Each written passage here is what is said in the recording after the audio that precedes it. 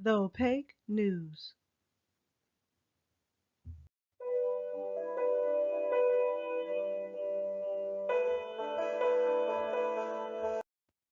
Hello everyone, and welcome to my channel. And if you're returning, welcome back. Today's article is coming from Yahoo News.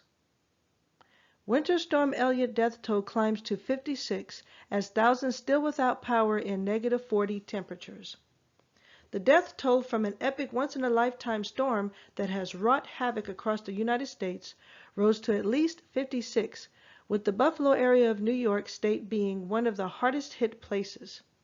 Winter Storm Elliot has brought temperatures as low as -50 degrees Celsius across a vast swath of North America, from the Great Lakes near Canada to Arizona. More than 1 million households were without power on Christmas Day, according to PowerOutage.us, while the travel plans of tens of thousands of people were disrupted by canceled flights and dangerous roads.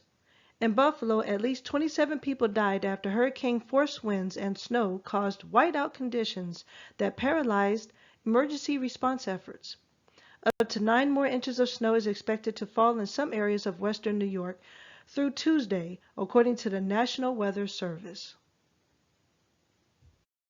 Almost every emergency vehicle in Buffalo became stranded on Saturday, while some drivers were trapped in their cars for 2 days.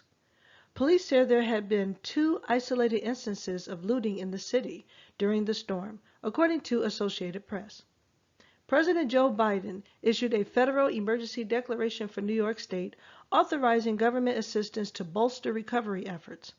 "We stand ready to make sure they have the resources they need to get through this," Mr. Biden said in a tweet.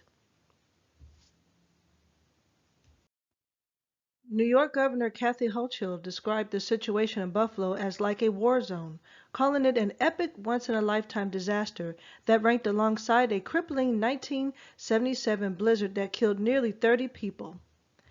"This is a war with Mother Nature, and she has been hitting us with everything she has," the governor said on Monday. "This will go down in history as the most devastating storm in Buffalo's long, storied history of having battled many battles, many major storms," Ms. Hochul added. With snow continuing to fall on top of more than 4 feet dumped onto Buffalo since the blizzard took shape on Friday, New York's second largest city stood as ground zero. Deaths were recorded in at least 12 states: Colorado, Illinois, Kansas, Kentucky, Michigan, Missouri, Nebraska, New York, Ohio, Oklahoma, Tennessee, and Wisconsin, according to NBC News. The National Weather Service warned that a band of heavy lake effect snow was producing an additional 2 to 3 inches of hourly snowfall in a Monday morning bulletin. The lake effect is caused when freezing air passes over warmer lake water, creating intense snowfall. Winter Storm Elliot has brought record low temperatures to many places, including Bozeman, Montana, which reached a bone-chilling -43 degrees Fahrenheit. An estimated 60% of the U.S. population was under some form of weather warning on Christmas Day, according to the Associated Press.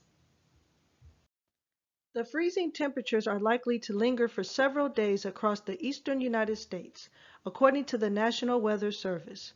The life-threatening cold temperatures and in combination with dangerous wind chills will create a potentially life-threatening hazard for travelers that become stranded, individuals that work outside, livestock, and domestic pets, it said.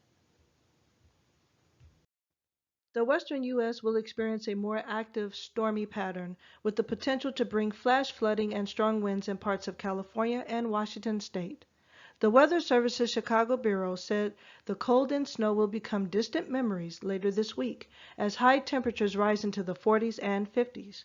More than 19,643 U.S. airline flights were delayed and at least 5,779 were canceled, according to the flight tracking service FlightAware.